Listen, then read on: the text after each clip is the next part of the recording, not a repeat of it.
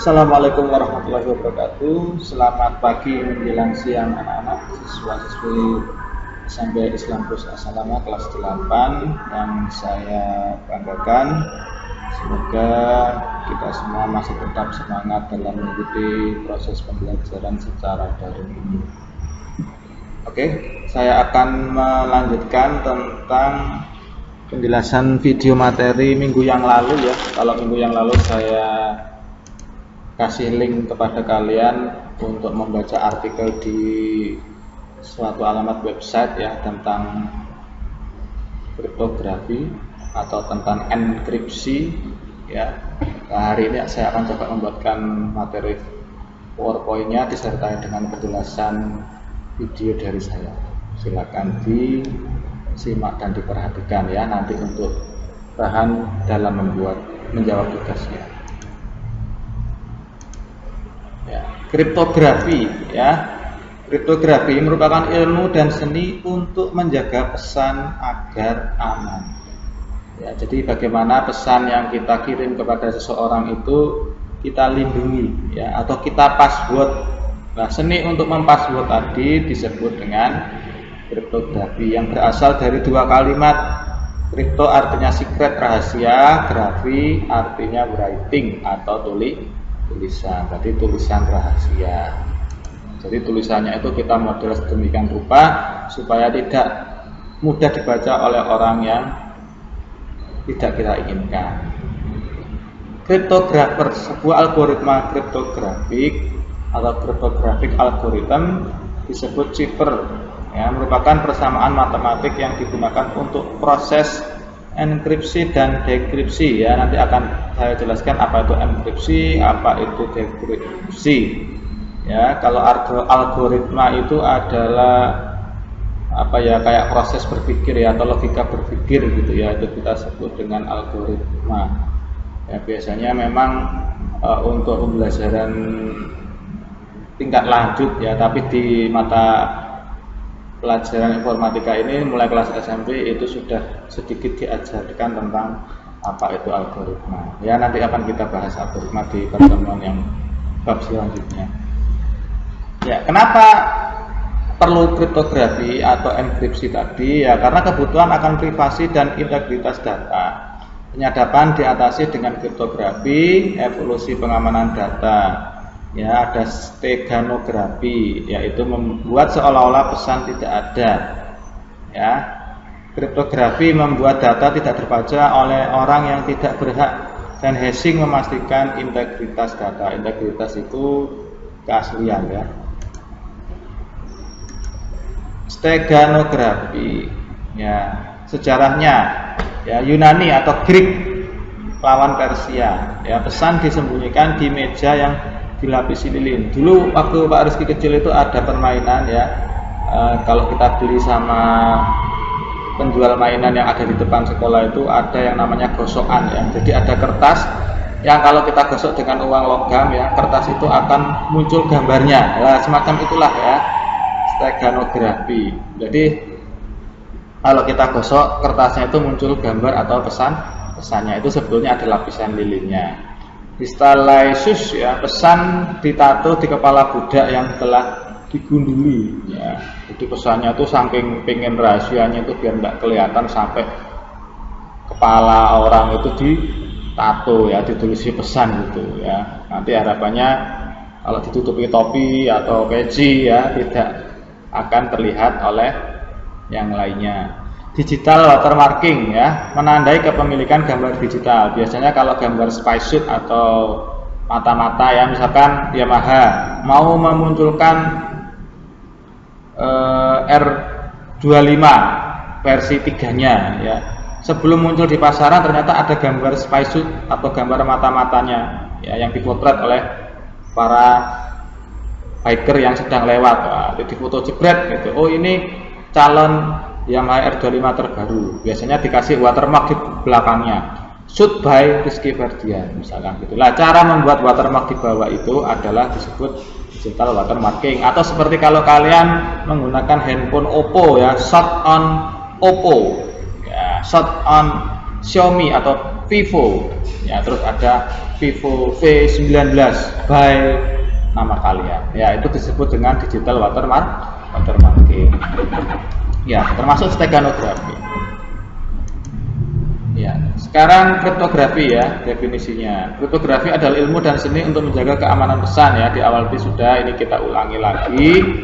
Teknik yang mengamankan data, teknik untuk mengamankan data agar tidak terbaca oleh pihak yang tidak berhak ya. Jadi plain text itu adalah teks biasa ya. Kemudian cipher ya, cipher itu adalah apa tadi cipher ya, algoritma kriptografi ya, itu namanya cipher, merupakan persamaan matematik yang digunakan untuk proses enkripsi dan dekripsi ya. Dikasih ciphernya ya, kemudian menjadi sebuah cipher teks ya. Cipher teks itu adalah tulisan yang sudah dibuat password atau sandi rahasianya ya. Kemudian itu disebut dengan enkripsi ya. Jadi enkripsi itu proses membuat tulisan biasa menjadi cipher teks atau membuat tulisan biasa menjadi berupa sandi ya, itu disebut dengan enkripsi. Nah, kebalikannya adalah dekripsi, proses membuat password atau tulisan sandi tadi menjadi tulisan biasa lagi kembali ya, itu disebut dengan dekripsi. Nah, untuk membuat tulisan biasa menjadi password atau ciphertext itu dibutuhkan suatu key atau kunci. Demikian pula untuk merubah tulisan bersandi atau password tadi menjadi tulisan biasa lagi, itu juga kita membutuhkan suatu key ataupun kunci ya. Jadi paham ya untuk apa itu enkripsi sama dekripsi ya. Plain text dan ciphertext ya. Plain text itu adalah pesan yang bisa dibaca dan dimengerti maknanya, jadi pesan biasa, tulisan biasa. Nah, ciphertext itu adalah tulisan atau pesan yang tidak dapat dimengerti maknanya atau pesan yang tersandi ya. Mungkin kalian sudah pernah tahu sandi ya. Sandi itu tulisan kayak semacam kode atau rahasia ya. Biasanya pelajaran apa itu? Pramuka ya. Itu ada banyak sandi yang ada di pramuka, sandi rumput, sandi morse ya, dan lain sebagainya.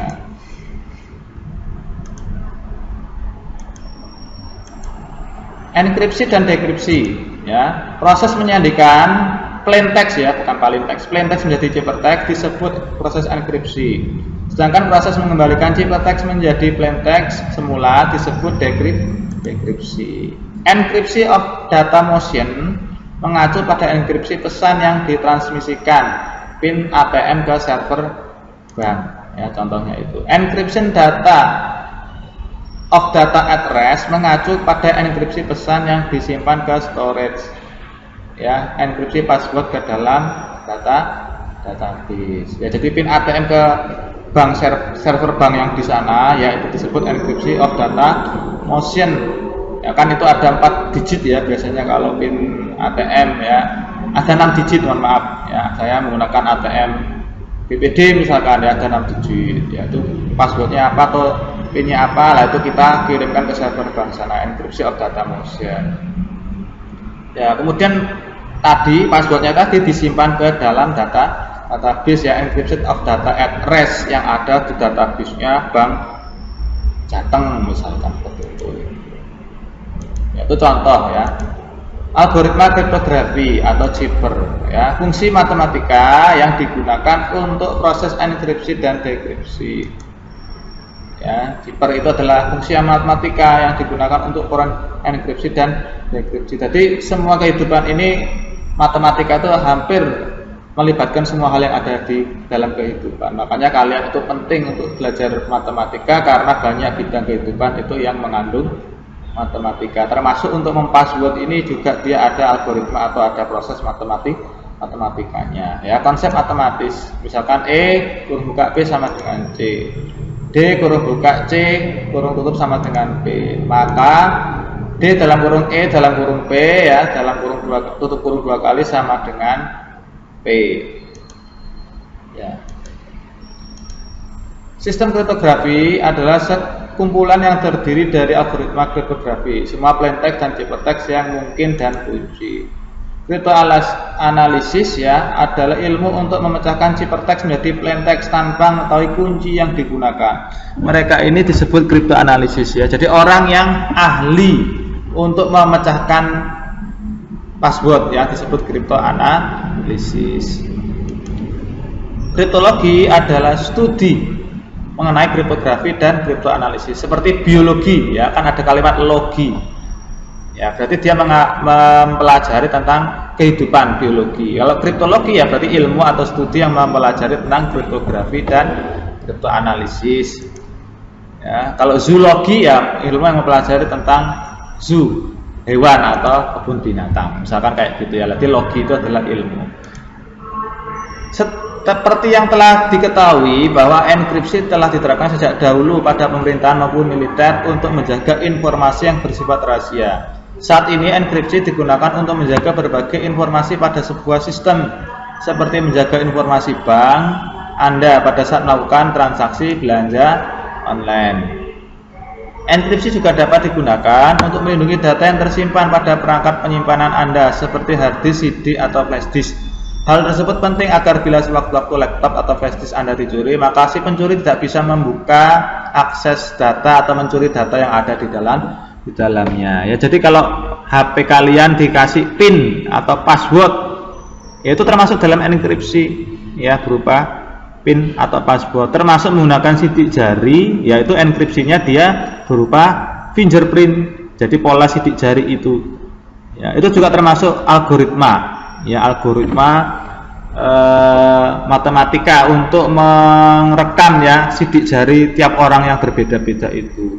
Ada juga yang menggunakan pola ya untuk membuka HP, itu juga termasuk algoritma. Ada juga yang menggunakan Face ID ya, itu juga termasuk enkripsi, tapi algoritmanya menggunakan wajah, pengenal wajah. Jadi kalau wajahnya bukan wajahnya orang yang berhak membuka HP ya tidak bisa dibuka HP-nya itu. Jadi orang yang mau mencuri pun ya kalau nemu HP yang jatuh atau hilang ya nggak bisa membuka ya kalau nggak tahu password atau pengenal wajahnya tadi. Namun meski demikian, enkripsi juga dapat dimanfaatkan oleh orang-orang yang jahat untuk melakukan tindakan kriminal, seperti yang terjadi baru-baru ini, yaitu kasus ransomware ya, atau virus ransomware itu yang menghebohkan dunia, di mana data dari pengguna dienkripsi menggunakan algoritma dari si penjahat, dan pengguna harus menebus dengan uang.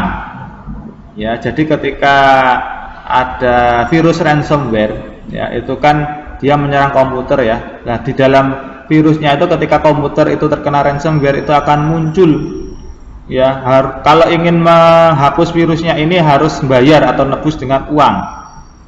Nah, ketika kita membayar dengan uang ya itu sebetulnya mendapatkan kunci untuk mendekripsi data yang dimilikinya. Ya, jadi itu hati-hati ya, makanya jangan sembarangan transfer ya kepada orang yang tidak kita kenal ya, bisa-bisa malah uang kita yang habis, padahal orang yang kita kasih uang itu bukan orang baik ya, atau kita tidak ingin memberi uang pada orang itu. Kerahasiaan ya, tujuan kriptografi itu apa? Untuk kerahasiaan, confidentiality adalah layanan untuk menjaga agar pesan tidak bisa dibaca oleh pihak-pihak yang tidak berhak, agar HP kalian tidak bisa dibuka oleh orang lain ya, sampai orang tuanya pun nggak bisa membuka. Lah itu bahaya itu ya, wong HP itu yang beli itu adalah orang tua, malah kalian merahasiakan isi HP dari orang tua, itu yang nggak boleh ya. Ya harusnya HP itu kalau sama orang tua ya passwordnya dikasih.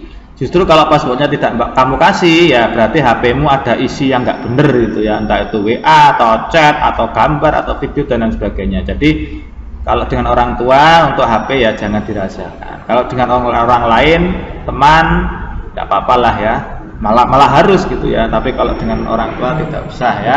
Tapi kalau untuk kriptografi yang secara umum itu tujuannya adalah untuk kerahasiaan.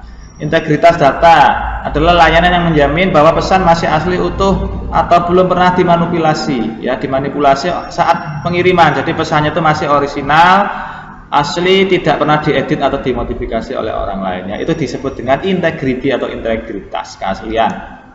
Autentikasi adalah layanan yang berhubungan dengan identifikasi baik identifikasi kebenaran pihak ya, bukan pihak yang berkomunikasi, identifikasi kebenaran sumber pesan. NIR penyangkalan atau non-repudiation adalah layanan untuk mencegah entitas yang berkomunikasi melakukan penyangkalan. Ya, jadi kita itu tidak bisa menolak atau membantah bahwa ini adalah punyanya, ya, adalah punyanya orang tersebut atau punya kita sendiri, gitu ya. Ya, sejarahnya gimana sih untuk kriptografi itu tadi sudah dijelaskan ya, ada Persia, ada Yunani ya. Sekarang awal mulanya tahun 400 sebelum Masehi tentara Sparta Yunani menggunakan skytail. Skytail seperti ini ya, bentuknya kayak gulungan, tapi di situ ada kombinasi password ya. Seperti kalau kalian punya kunci gembok yang ada password angkanya, ya itu seperti itu. Kata enkripsi berasal dari bahasa Yunani kriptos yang berarti tersembunyi atau rahasia. Dulu ketika masih banyak orang yang belum bisa membaca, menuliskan pesan rahasia cukup dengan cara biasa sudah terbilang cukup pada masa itu.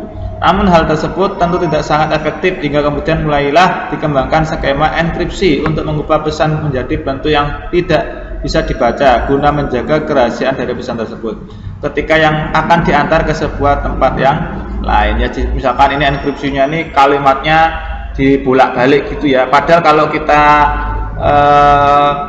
dekripsikan ya, itu tersebutnya adalah tulisannya killing king tomorrow midnight, bunuh raja besok malam, tengah malam ya, tapi kita bolak-balik dulu kalimatnya itu ya supaya tidak mudah terbaca oleh musuh atau tentara kerajaan misalkan gitu.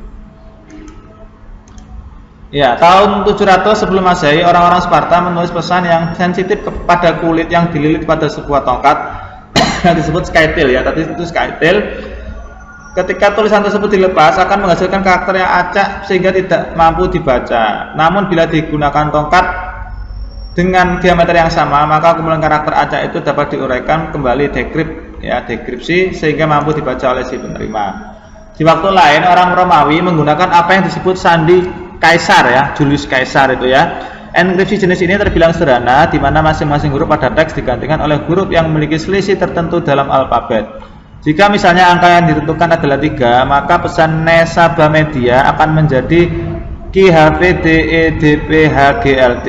Sekilas mungkin ini terlihat sulit untuk diuraikan kembali, namun bila Anda memperhatikan kata yang sering digunakan seperti penggunaan huruf D sama dengan A, ya jadi itu mundur 3 huruf, misalkan mundur 3 ya, A ke B, B ke C, C ke D gitu ya. Nah, kayak gitu cara mempasswordkannya, mensandikannya akan mempermudah proses enkripsi. Dan hingga pada pertengahan 1970-an, enkripsi melakukan sebuah lompatan yang besar di mana B. Whitfield D.V. dan Martin Hellman memecahkan salah satu masalah mendasar dari kriptografi, yaitu digunakan kepada mereka yang membutuhkannya, yaitu bagaimana cara mendistribusikan kunci enkripsi dengan aman untuk digunakan kepada mereka yang membutuhkannya. Hal tersebut kemudian dikembangkan bersama dengan RSA dan menciptakan sebuah implementasi public key menggunakan algoritma asimetris yang mana kemudian menjadi era baru untuk enkripsi hingga saat ini. Kaisar Chipper yang digunakan oleh Raja Julius Caesar ya. Jadi gini ya cara membuatnya ya.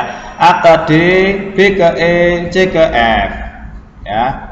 D ke G, E ke H, F ke I. Lah kebalikannya kalau X gimana? X yang balik ke A, Y ke B, Z ke C ya. Gitu ya. Di India, sejarahnya lagi di India, kriptografi digunakan oleh para pecinta atau lovers untuk berkomunikasi tanpa diketahui orang. Bukti ini ditemukan dalam sebuah buku Kama Sutra yang merekomendasikan wanita seharusnya mempelajari seni memahami tulisan dengan sipher. Pada abad 17, Ratu Skotlandia Queen Mary dipancung setelah surat rahasianya terenkripsi yang isinya rencana membunuh Ratu Elizabeth I berhasil dipecahkan. Pada Perang Dunia Kedua, Nazi menciptakan mesin enkripsi yang dinamakan Enigma. Ya, kayak gini ya mesinnya ya. Termasuk komputer generasi jadul ya, generasi awal, generasi 1. DS, Data Encryption Standard, RSA, Non-Reverse, Adi Samir dan Leonard Adleman. Cara kerja enkripsi. Keamanan informasi pada internet disiapkan dengan berbagai macam jenis metode, dan Anda mungkin tidak menyadari bahwa data yang Anda kirim tersebut telah dienkripsi terlebih dahulu. Data yang dikirim dalam bentuk mentah tidak terenkripsi disebut plain text. Data tersebut kemudian dienkripsi menggunakan algoritma enkripsi dan kunci enkripsi. Proses tersebut menghasilkan sebuah bentuk data baru yang disebut ciphertext. Ciphertext ini hanya mampu dibaca apabila diuraikan terlebih dahulu dengan menggunakan sebuah kunci yang cocok dengannya. Proses pengubahan bentuk dari ciphertext menjadi plain text ini disebut dekripsi. Ya, ini kita ulang kembali ya. Kita ulang kembali. Nah, kriptografi asimetri ya dan simetri ya, simetri dan asimetri. Untuk kunci enkripsi sama dengan kunci untuk dekripsi dinamakan kriptografi kunci simetri. Jadi kalau kunci untuk mempassword sama untuk membuka sama itu disebut kunci simetri. Nah, jadi ini plain text ya, dienkripsi. Nah, kuncinya sama awalnya menjadi ciphertext. Kemudian untuk membalikkan lagi dekripsi kuncinya juga sama lagi ya. Itu disebut kriptografi kunci simetri. Gambaran lain kunci simetri ya, ini plain text. Ya.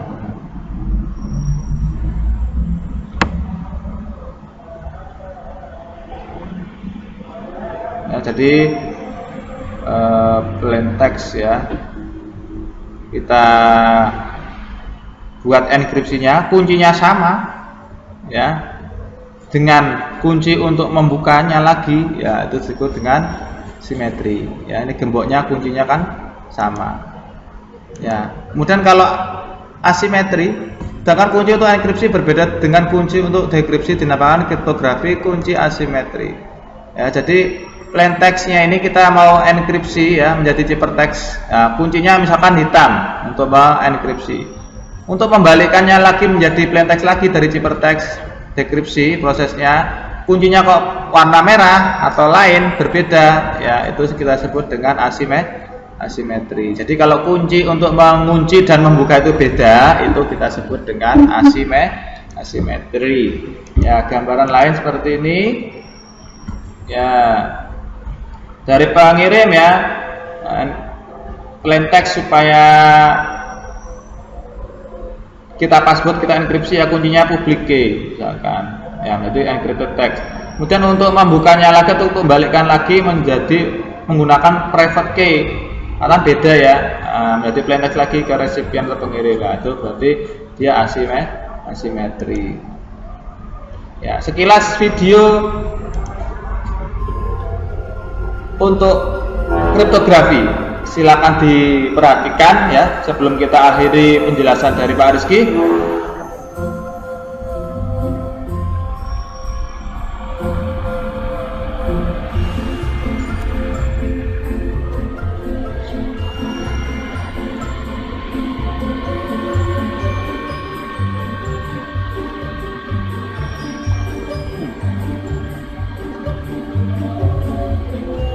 Ya, pusing ya kriptografi itu apa, bagaimana gitu ya. Nah, kripto tersembunyi, grafia tulisan. Jadi kriptografi merupakan ilmu untuk menyembunyikan pesan menurut Sadikin.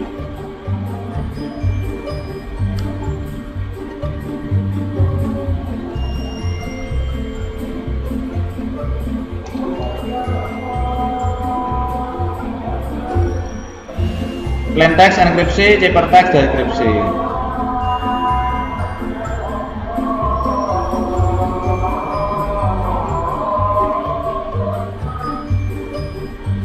Empat ribu tahun yang lalu, Cleopatra ya, hieroglif ya, zamannya Mesir ya, Cleopatra itu pakai tulisan hieroglif untuk penulisannya. Hieroglif itu tulisan simbol sandi ya pada tembok-tembok yang di piramida Mesir. Jadi sebelum ada ABCD ya pakai hieroglif itu ya. Oleh Julius Caesar awal mulanya kriptografi klasik ya, mengirimkan pesan ke jenderal perang yang ada di hutan misalkan. Pesan rahasianya, saya bersembunyi di hutan ya. Tapi tulisannya bukan itu ya, VDBD dan seterusnya itu ya, artinya saya bersembunyi di hutan. Nah,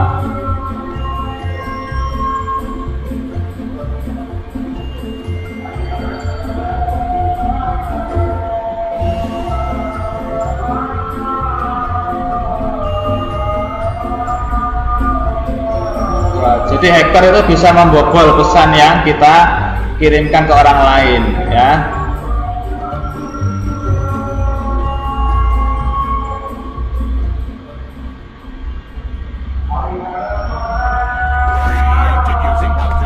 Ya, seperti itu ya kurang lebih cara kerja dari enkripsi dan dekripsi ya. Semoga kalian sedikit banyak paham. Kalau belum, nanti bisa diulang-ulang kembali videonya atau bisa tanyakan langsung kepada Pak Rizky ya. Kurang lebihnya itu dulu yang bisa saya sampaikan. Terima kasih telah menonton video penjelasan dari saya. Billahi taufik wal hidayah wa ridwan wal inayah. Selamat siang. Wassalamualaikum warahmatullahi wabarakatuh.